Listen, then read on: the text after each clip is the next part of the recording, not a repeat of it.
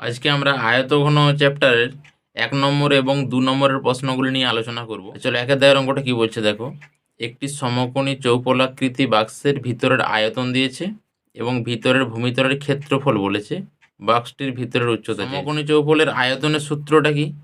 দৈর্ঘ্য গুণিত প্রস্থ গুণিত উচ্চতা, সেটা সমান 440। আচ্ছা, ভূমিতলের ক্ষেত্রফল, সমকোণী চৌপলের ভূমিতল জানি আয়তাকার হয়, তাহলে আয়তাকারের ক্ষেত্রফল দিয়েছে মানে আয়তাকারের ক্ষেত্রফল দৈর্ঘ্য গুণিত প্রস্থ, সেটা সমান 88 বলেছে। সেখান থেকে উচ্চতার মান বের করতে হবে। একটা জিনিস খেয়াল করো, দৈর্ঘ্য প্রস্থ উচ্চতার মান 440, শুধু দৈর্ঘ্য প্রস্থর মান যদি 88 হয় তাহলে এইটাকে এইটা দিয়ে ভাগ করলেই তো আমরা এই উচ্চতার মানটা পেয়ে যাব, কারণ এই দুটোর গুণফল মিলে আমাদের 88 হয়েছে। তাহলে এখানে কত দিলে 440 হবে, ভাগ করলে বেরিয়ে যাবে। তাহলে এখানে উচ্চতার সমান হবে তোমার 440 বাই 88। আর এই 8 8 7 7 4 4 থাকা মানে প্রথমেই তোমরা 11-এর কথা ভাববে কাটাকাটি করতে গিয়ে। 8 11 88, 4 11 44 40, 5 8 40, তাহলে উচ্চতা সমান 5 সেমি। তাহলে অপশান বি হয়ে গেল সঠিক উত্তর। 2-এর অঙ্কটা কি বলছে? একটি আয়তঘনাকার গর্তের দৈর্ঘ্য 40 মিটার, প্রস্থ 12 মিটার, গভীরতা 16 মিটার। ওই গর্তের মধ্যে 5 মিটার দৈর্ঘ্য, 4 মিটার প্রস্থ এবং 2 মিটার পুরু তক্তা রাখা যাবে কটি? পুরো আয়তঘনাকার গর্তের আয়তন বের করতে হবে। সেখান থেকে এই আয়তনের ভাগ করে দিলে আমাদের কটা তক্তা রাখা যাবে বেরিয়ে যাবে। তাহলে 40 গুণিত 12 গুণিত 16, আয়তঘনাকারের আয়তন বেরিয়ে গেল। তাহলে নিচে ওই গর্তের মধ্যে যে তক্তা রাখা যাবে তার আয়তন গুণ করতে হবে দৈর্ঘ্য প্রস্থ উচ্চতার। এবার কাটাটি করে দাও, 5 8 40, 4 3 12, 8 2 16, তাহলে 8 8 64 আর 3 64 গুণিত 3 সমান 3 4 12 2, হাতে রইল 1, 3 6 18 19, 192টি উত্তর হয়ে গেল। অপশান বি হয়ে গেল সঠিক উত্তর। 3-এর অঙ্কটাতে একটি ঘনকের পার্শ্বতলের ক্ষেত্রফল 256 বর্গমিটার, ঘনকটির আয়তন চেয়েছে। ঘনকের মোট তল 6টি, পার্শ্বতলের ক্ষেত্রফল বলেছে মানে চারটি তলের ক্ষেত্রফল দিয়েছে। তাহলে এক ঘনকের সমগ্র তল অর্থাৎ 6টি তলের ক্ষেত্রফল যদি 6a স্কোয়ার হয় তাহলে 4টি তলের ক্ষেত্রফল 4a স্কোয়ার। তাহলে এখানে 4a স্কোয়ার সমানই 256 বলেছে। এ স্কোয়ার সমান উভয় দিকে 4 ভাগ করে দিলাম, কাটাটি করলে 25 আছে, 4 6 24 পর্যন্ত গেলাম, 1 থাকলো 16, 4 4 16।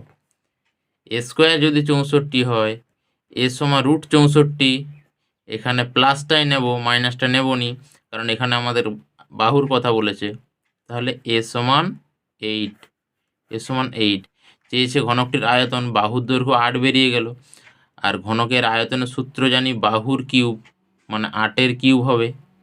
8-এর কিউব, 8কে 3 বার গুণ করলে 512 ঘনমিটার। অপশান ডি হয়ে গেল সঠিক উত্তর।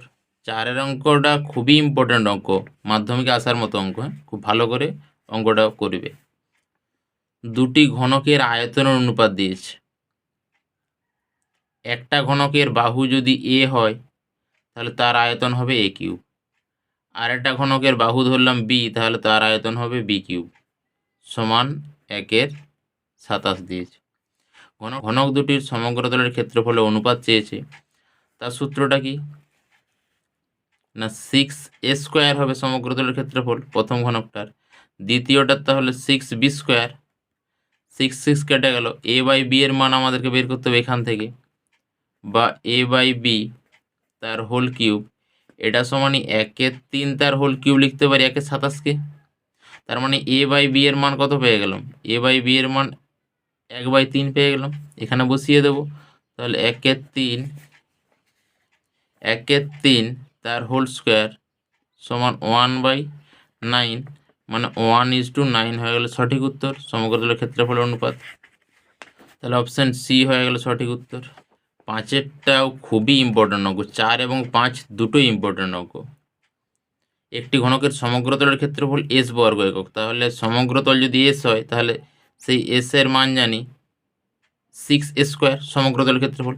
কর্ণের দৈর্ঘ্য ডি দিয়েছে, তাহলে ডি সমান আমরা জানি √3 ইন্টু বাহুকে এ ধরলাম। এখানে দেখো অপশানে আমাদের সমান দিয়েছে এস আর ডি এর রিলেশনে, ঠিক আছে।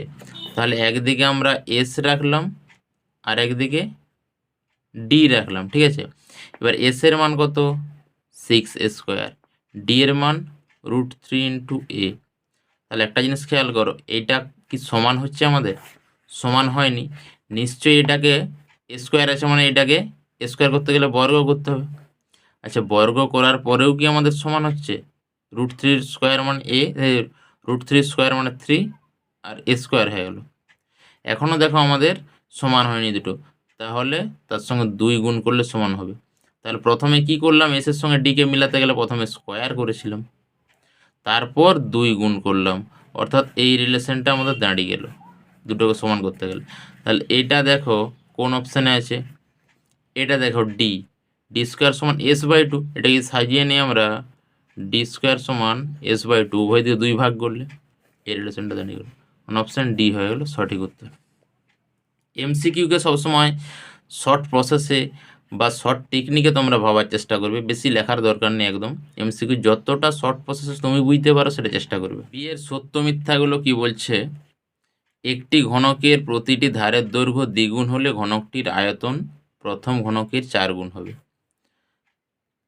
প্রথমে আমরা এ সমান ধরে নিচ্ছি 5, তাহলে তখন আয়তন কত হবে বলো তো? 5 কিউব মানে 125। ধারের দৈর্ঘ্য দ্বিগুণ করলে তখন এ সমান হবে 10, 5-এর সঙ্গে 2 গুণ করেছি, তখন আয়তন কত হবে? তখন আয়তন হবে 10 কিউব সমান 1000।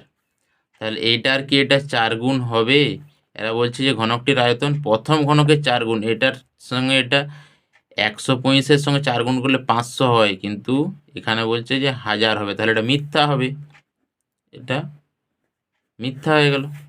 এই ধরনের অঙ্কে অনেক ক্ষেত্রে দেখবে ধারের দৈর্ঘ্য অর্ধেক বলেও অঙ্কটা দেয়, তখন অর্ধেক হলে প্রথমে একটা ধরবে, তাকে অর্ধেক করে তার আয়তন বের করবে, দেখবে তত গুণ হচ্ছে কিনা, ঠিক আছে।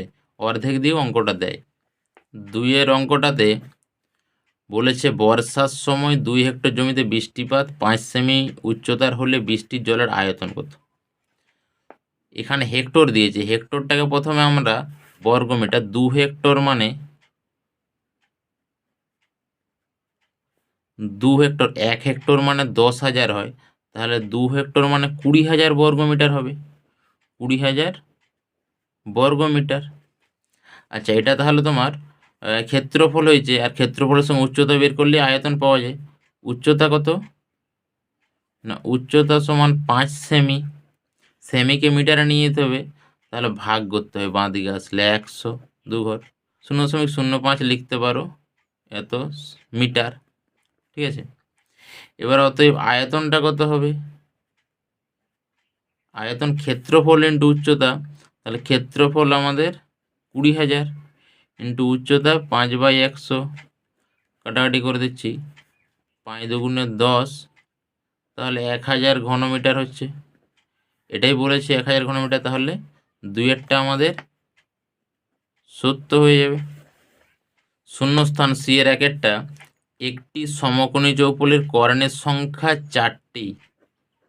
কর্ণের সংখ্যা 4টি, আগেও বলেছিলাম তলের সংখ্যা 6টি, শীর্ষবিন্দু 8টি এবং ধার সংখ্যা 12টি, ঠিক আছে। তল সংখ্যা 6টি, শীর্ষবিন্দু 8টি, ধার সংখ্যা 12টি, কর্ণ সংখ্যা 4টি, তাহলে এখানে 4 উত্তর হয়ে গেল। 2-এরটা বলছে একটি ঘনকের একটি তলের কর্ণের দৈর্ঘ্য, ঘনকের কর্ণের দৈর্ঘ্য চাইনি, বলছে যে ঘনকের একটি তলের কর্ণের দৈর্ঘ্য। একটি তল মানে ঘনকের তো প্রতিটি তল বর্গাকার, তাহলে সেই বর্গাকারের কর্ণের দৈর্ঘ্য সূত্রটা কি? না √2 ইন্টু বাহু, তাহলে এখানে √2টাই উত্তর হবে, কারণ ধারের দৈর্ঘ্য বলেই দিয়েছে, তাহলে এখানে √2 উত্তর হবে। এর কর্ণের দৈর্ঘ্য বললে √3 ইন্টু ধার বা বাহু হতো, কিন্তু এখানে একটি তলের বলেছে, এটা মাথায় রাখবে। সমকোণী চৌপলের দৈর্ঘ্য, প্রস্থ ও উচ্চতা সমান হলে সেই ঘনবস্তুর বিশেষ নাম হচ্ছে ঘনক। 25-এর সংক্ষিপ্ত উত্তরধ্বনি প্রশ্নগুলো 2 নম্বরের পরে, এগুলো একটু লিখে করার চেষ্টা করবে। একটি আয়তঘনের তল সংখ্যা এক্স বলেছে, তাহলে তল সংখ্যা আমরা জানি 6, ধার সংখ্যা ওয়াই, ওয়াইয়ের মান তাহলে ধার মানে 12টি, শীর্ষবিন্দু জেড, জেড সমান 8, কর্ণের সংখ্যা পি, তাহলে পি সমান 4 জানি। আমাদেরকে চেয়েছে x minus y plus z plus p এর মান, তাহলে মানগুলো বসিয়ে দেবো। এক্স সমান 6, ওয়াই 12, জেড 8, পি হচ্ছে 4, সমান এটা -6 প্লাস 12 সমান 6 হয়ে গেল উত্তর 1-এর অঙ্কটাতে। 2-এর অঙ্কটাতে দুটি আয়তঘনের মাত্রাগুলি দৈর্ঘ্য যথাক্রমে, অর্থাৎ দৈর্ঘ্য প্রস্থ উচ্চতা দিয়েছে দুটো আয়তঘনের, প্রথমটার আর প্রথমটার। তো আয়তন দুটির ঘনফল সমান, মানে আয়তন সমান বলেছে। আর আয়তন সূত্র কি জানি, দৈর্ঘ্য গুণিত প্রস্থ গুণিত উচ্চতা। তাহলে এই আয়তঘনটার দৈর্ঘ্য প্রস্থ উচ্চতার গুণ করব, একদিকে রাখবো, আর এটার গুণ করব আরেক দিকে রাখবো। তাহলে যেহেতু ঘনফল সমান শর্তানুযায়ী 4 গুণিত 6 গুণিত 4 একদিকে থাকছে, সমান 8 ইন্টু 2h মাইনাস 1 ইন্টু 2, তাহলে উভয় দিয়ে গুণ করব, বা 4 4 16, 6 6 96 সমান 8 দুগুণে 16 ব্র্যাকেটে 2h মাইনাস 1, বা এইচ এর মান বের করতে হবে। তাহলে 2h মাইনাস 1 সমান 16 এদিকে ভাগ হয়ে যাবে, মানে 6 হয়ে যাবে, বা 2h সমান 1 এদিকে গেলে প্লাস 1 হয়ে যাচ্ছে, বা h সমান 7-এর 2, যোগ করলে 7 আর 2টা ভাগ হয়ে গেল, তাহলে h এর মান 7-এর 2 বেরিয়ে গেল। 3-এর অঙ্কটা খুবই ইম্পর্টেন্ট অঙ্ক, মাধ্যমিক পরীক্ষায় 2 নম্বরের আসতে পারে, ভালো করে দেখবে। একটি ঘনকের প্রত্যেকটি ধারা দৈর্ঘ্য 50% বৃদ্ধি পেলে ঘনকটির সমগ্র তলের ক্ষেত্রফল শতকরা কত বৃদ্ধি পাবে। এই বৃদ্ধির ক্ষেত্রে সবসময় কোনো একটা সংখ্যা ধরে নেবে, তাহলে ক্যালকুলেশনের সুবিধা হবে। আমি আগেও বলেছি অঙ্কটাতে, মনে করি ঘনকের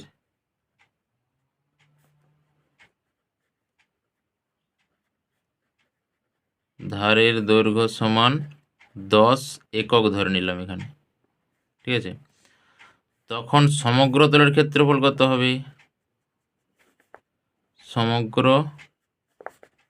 তলের ক্ষেত্রফল 6 ইন্টু এ স্কোয়ার হয়, 6 ইন্টু 10 স্কোয়ার, 10 স্কোয়ার মানে 100, তাহলে 600 বর্গ একক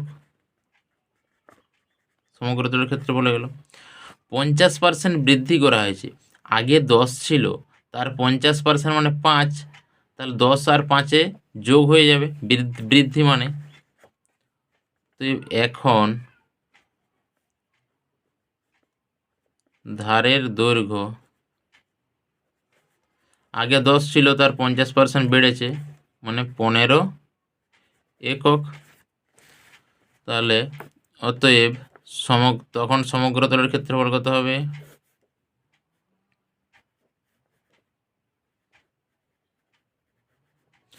6 ইন্টু 15 স্কোয়ার সমান 6 গুণিত 15 15 225 হয়, সমান 6। আমরা প্রথমে 200 গুণ করে নিচ্ছি, 200 6 1200, আর 6 25 150, 1350 বর্গ একক। তাহলে কত বাড়লো? 600 ছিল, হয়েছে 1350, তাহলে নিশ্চয়ই 750 বেড়েছে। সেটা কতর মধ্যে? না 600-র মধ্যে। শতকরা চেয়েছে, 100 গুণ করে দেবো। তাহলে এখানে আমাদের নিচে আগেরটা রাখবো 600, উপরে যেটা বেড়েছে 750 গুণিত 100, কাটাটি করে দিচ্ছি 0 0, 6 1 6, হাতে 1 থাকলে 15, 6 2 12, হাতে 3 থাকলে 30, 5 6 30, সমান 125 বর্গ একক ক্ষেত্রফল বেড়েছে। তাহলে লিখে দেবো যে শতকরা 125 বর্গ একক ক্ষেত্রফল বেড়েছে। 4 অঙ্কটা বলছে তিনটি নিরেট ঘনক যাদের প্রত্যেকটি ধারের দৈর্ঘ্য 3 সেমি, 4 সেমি, 5 সেমি। এই ঘনক তিনটিকে গলিয়ে একটি নতুন নিরেট ঘনক তৈরি করা হয়েছে। সেই নতুন ঘনকটা ধারের দৈর্ঘ্য চেয়েছে। এই তিনটার আয়তন বের করব। সেই তিনটার আয়তনকে যোগ করেই তো একটা বড় ঘনক তৈরি হয়েছে বা নতুন ঘনক। তাহলে প্রথমটার আয়তন কত হবে? 3-এর কিউব, কারণ ঘনকের আয়তন জানি বাহুর হোল কিউব হয়। তাহলে 3-এর কিউব। এই ঘনকটার আয়তন 4-এর কিউব, এটার 5-এর কিউব। তাহলে একবার আমরা লিখছি একটা যে নতুন ঘনকের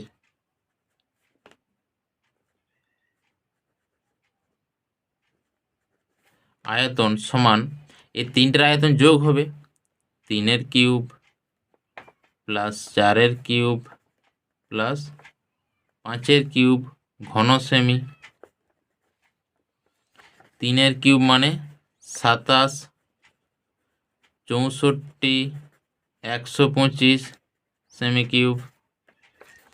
তিনটা যোগ করলে 7 4 11, 5 16, 6 হাতে রইল 1, 2 6 8, 2 10, হাতের 1 11, 1 1 2, 216 সেমি কিউব হয়ে গেল নতুন ঘনকটার আয়তন। তাহলে নতুন ঘনকের আয়তন এটাকে যদি কারো আমি হোল কিউবে লিখতে পারি তাহলে সেটাই তো হবে ধারের দৈর্ঘ্য, কারণ ঘনকের আয়তন তো বাহুর হোল কিউব হয়। 216কে দেখো 6-এর হোল কিউব আকারে লেখা যায়। তাহলে অবশ্যই বলতে পারবো আমরা যে নতুন ঘনকের বাহুটা 6 হবে, তবে তো তার হোল কিউব করলে 216 আসছে। অতএব নতুন ঘনকের ধারের দৈর্ঘ্য 6 সেমি। আমাদের ক্লাসগুলি ভালো লাগলে অবশ্যই সাবস্ক্রাইব করো এবং লাইক, শেয়ার, কমেন্ট করো। পরের দিন অন্য কিছু নিয়ে আলোচনা করব।